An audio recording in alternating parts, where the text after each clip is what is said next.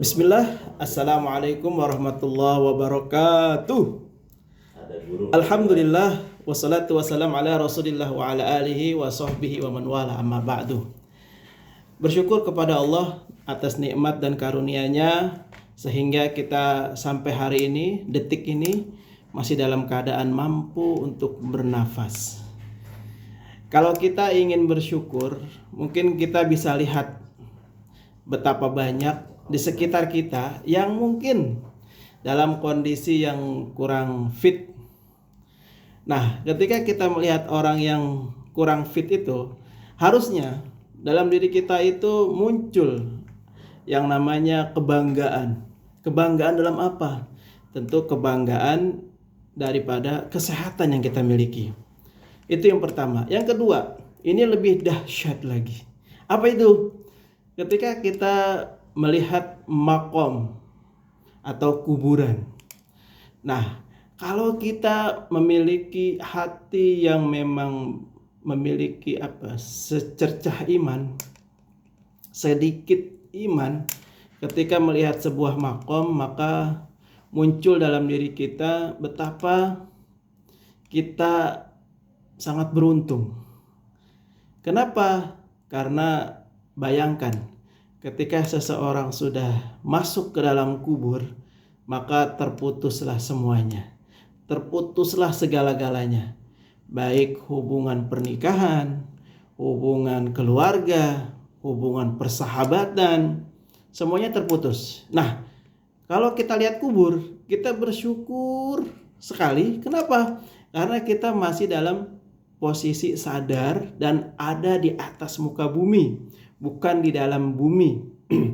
Maka yang harus kita sadari bersama adalah ketika kita masih hidup, Allah Subhanahu wa Ta'ala sebenarnya memberikan kita kesempatan, memberikan kita waktu untuk berbekal, untuk menyiapkan diri, di mana suatu saat kita akan masuk juga ke kubur tersebut, atau disebut meninggal dunia atau wafat.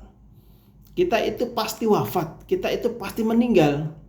Nah, ketika saat ini kita dalam kondisi masih bernafas, masih melihat kiri kanan, masih bisa menyentuh benda-benda, masih bisa mencium aroma bebauan, masih bisa mendengar lagu-lagu, lantunan-lantunan, ataupun musik-musik. Ini merupakan sebuah karunia, anugerah dari Allah.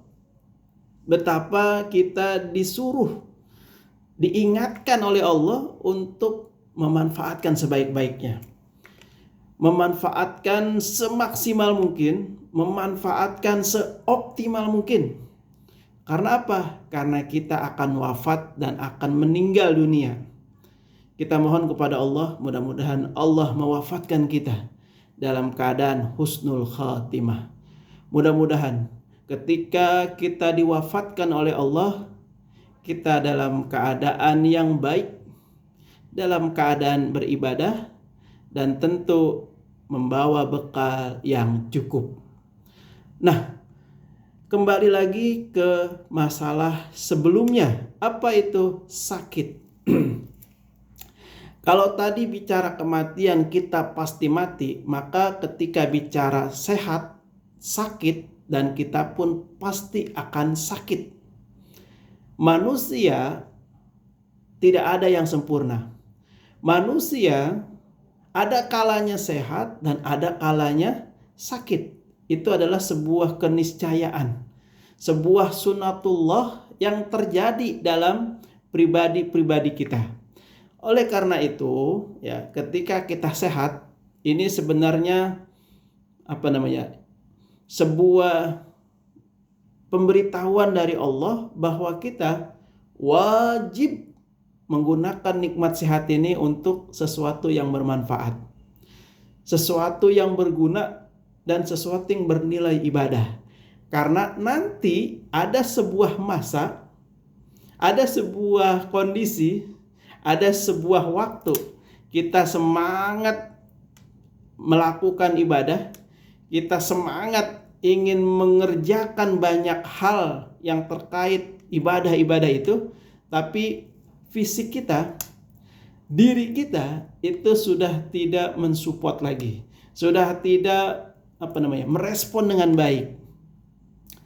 Kalau kita punya tetangga, orang tua ataupun siapapun, kita lihat yang sudah usianya lanjut, diyakini oleh banyak manusia, orang yang bertambah usia, yang usianya lanjut, itu Allah akan kurangi nikmatnya.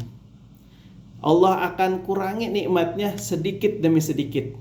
Makanya jangan heran ketika kita menemukan orang tua yang dia sudah lanjut, itu kalau bicara sama dia, kita sedikit meninggikan suara kita, atau bahasa kasar teriak-teriak. Kenapa? Karena memang Allah sudah mengurangi jatah nikmatnya itu. Ya. Itu yang pertama. Tapi ada juga sebuah fakta. Mereka yang rajin ibadah, ya, rajin baca Quran, rajin sholat sunnah, rajin puasa, ada juga nih faktanya. Apa? Kondisi fisiknya itu tidak berkurang. Apanya yang dimaksud? Dari segi penglihatannya, dari segi pendengarannya, dari segi bicaranya, ya. Itu karena apa? Karena buah dari ibadah yang dikerjakan secara konsisten. Apakah itu banyak? Banyak yang melakukannya dan banyak yang menemukannya. Dari mana kita melihat? Tentu dari gaya hidupnya. Tentu gaya hidup yang dimaksud di sini bukan gaya hidup poya-poya ataupun gaya hidup yang memang berkaitan dengan keduniaan, tidak. Tapi gaya hidup yang memang berorientasi kepada akhiratnya. Orang-orang yang hidupnya selalu berorientasi dengan akhirat, itu Allah akan jaga, Allah akan lindungi, Allah akan protect, ya, mereka dari kekurangan-kekurangan. Ya, kalau kita lihat dan kita banyak menemukan juga betapa manfaat dari ibadah yang kita kerjakan itu sangat luar biasa, sangat dahsyat, ya. Dan ini wajib kita yakini, ya.